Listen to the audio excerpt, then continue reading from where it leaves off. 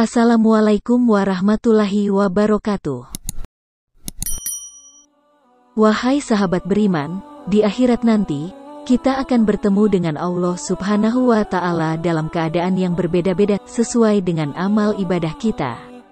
Ada yang wajahnya putih bersinar, ada pula yang wajahnya hitam legam.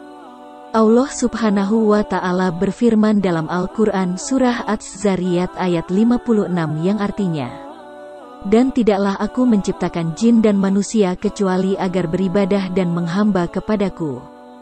Di akhirat nanti, manusia akan dimintai pertanggungjawabannya oleh Allah Subhanahu wa Ta'ala saat di dunia, apakah beribadah atau tidak.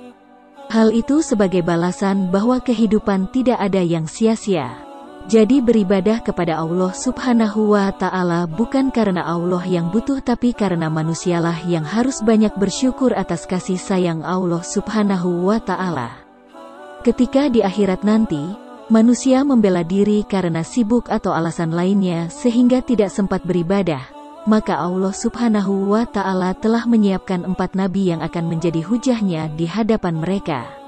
Hujah berarti argumentasi yang kuat untuk membungkam seseorang yang berusaha membantah atau mencari-cari alasan. Dalam kitab Nasaihul Ibad karangan Ibnu Hajar al-Asqalani terdapat hadis Nabi Muhammad SAW yang artinya, pada hari kiamat kelak Allah akan berhujah menjadikan 4 orang nabi sebagai alasan untuk menghakimi 4 golongan manusia sebagai berikut. Pertama, hujah Allah dengan Nabi Sulaiman alaihi salam. Allah akan berhujah kepada orang-orang kaya dengan Nabi Sulaiman alaihi salam. Allah bertanya kepada mereka, "Mengapa kalian meninggalkan ibadah kepadaku?" Jika mereka menjawab, "Kami sibuk dengan harta." Maka Allah berhujah, "Adakah kerajaan yang lebih besar dan orang yang lebih kaya dari Nabi Sulaiman alaihi salam? Namun Nabi tidak meninggalkan ibadah kepadaku." Kedua, hujah Allah dengan Nabi Yusuf alaihi salam. Allah akan berhujah kepada hamba sahaya dengan Nabi Yusuf alaihi salam. Allah bertanya kepada mereka, "Mengapa kalian meninggalkan ibadah kepadaku?" Jika mereka menjawab, "Kami sibuk melayani majikan kami." Maka Allah berhujah, "Hambaku Nabi Yusuf adalah seorang budak dari Raja Mesir dan permaisurinya, namun ia tetap beribadah padaku." Ketiga, hujah Allah dengan Nabi Ayub alaihi salam. Allah akan berhujah kepada orang-orang yang sakit dengan Nabi Ayub alaihi salam. Allah bertanya, "Mengapa kalian meninggalkan ibadah kepadaku?" Jika mereka menjawab, "Kami sakit," maka Allah berhujah, "Hambaku Nabi Ayub alaihi salam juga pernah sakit sangat parah, namun ia tidak meninggalkan ibadah." Keempat, hujah Allah dengan Nabi Isa alaihi salam.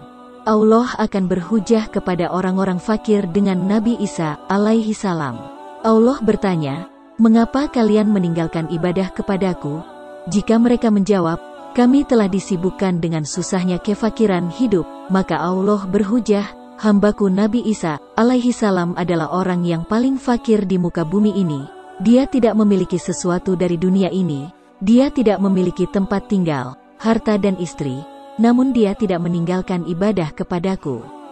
Sesungguhnya Allah Subhanahu wa Ta'ala berhujah bukan karena Allah tidak kuasa untuk menghakimi hambanya, melainkan hal ini sangat masuk akal bahwa Allah Maha Adil dan bijaksana.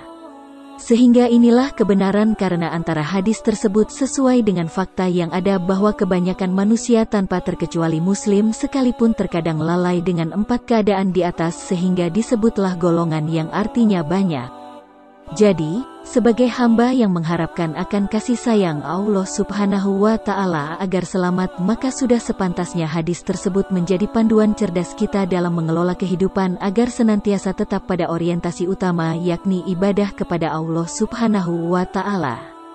Jika Allah memberikan kita harta kekayaan dan jabatan, maka tetaplah rendah diri dan beribadah kepada Allah Subhanahu wa Ta'ala.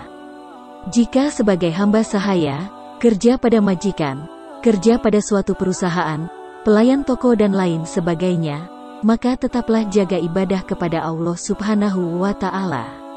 Kemudian jika seandainya Allah Subhanahu wa Ta'ala memberikan ujian berupa sakit yang luar biasa, hendaknya kita tetap beribadah kepada Allah. Seperti yang dialami Nabi Ayub, ujian tersebut dilaluinya bertahun-tahun tetapi beliau tetap sabar dan beliau tetap sholat sesuai dengan kemampuannya. Selanjutnya, seandainya kondisi kita dalam keadaan miskin seperti apapun, hendaklah tetap beribadah kepada Allah Subhanahu wa Ta'ala dan menjaga sholat kita.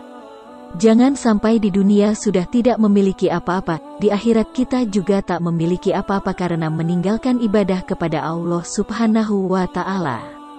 Demikianlah, Allah Subhanahu wa Ta'ala memberikan perumpamaan dari 4 golongan manusia, dengan kesalehan para nabiullah. Mereka yang tetap konsisten menjaga kualitas ibadah dalam kondisi apapun, maka baginya kenikmatan yang tiada putusnya.